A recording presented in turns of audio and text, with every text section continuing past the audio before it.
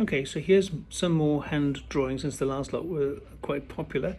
Here's this is how the thumb works basically. This is a video on how the thumb works.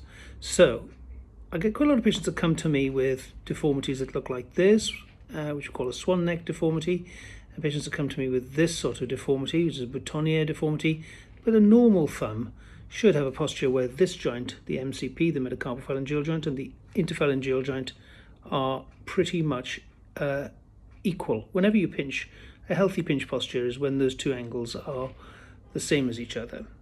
So what we'd like to see is that healthy pinch posture, and I'll explain to you now how that can be explained in terms of how these tendons work. So basically we've got the extensor pollicis longus coming along here to extend this end joint, and that comes all the way down here from the third extensor compartment. A long thin tendon comes down here and it extends that joint like that. But you've also got a tendon extending this joint here, which is the extensor pollicis brevis coming along here. And that sits in the same first compartment as the abductor pollicis longus, and they slide differentially. When you do a de Quervain's release, you can see them sliding differentially when you abduct the thumb as opposed to when you extend the thumb. And that's trying to extend this joint here. And the abductor pollicis longus sort of attaches at the base here, but also slips off to around this area, which basically allows it to come in this direction out like that. So that's your extensor mechanism. And then on the other side, you've got all the thenar muscles here. You've got the abductor pollicis brevis and the apponens pollicis. So the abductor to lift it out like that, and then you've got the apponens to bring it round this way, and then you've got the flexor pollicis brevis, which has usually got some sesamoids in it there, and then you've got the flexor pollicis longus through here, which ends up bending the end joint, and the flexor pollicis brevis bends this joint here, and then you've got the very powerful adductor pollicis across here, which brings it in, allows you to have that strength of pinch across here.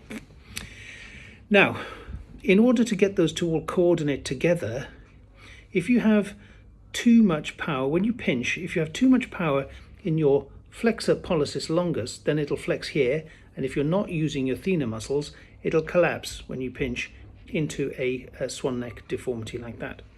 And that'll cause forces at the bottom of the thumb which make it a bit unstable and make it wobble around. So a better pinch posture is like this, which involves contracting these muscles in the thenar eminence at the same time as contracting the flexor pollicis longus along here. And so keeping those two in balance is good. If you've got very strong flexor pollicis brevis here and the thenar muscles are strong and this is weak, then you'll pinch in a swan neck position like this. When you're doing paper tearing, testing multiple sheets of paper tear, then either you'll go into this as you get to more multiples of sheets of paper, or you'll go into this posture, or you'll have a healthy posture like this.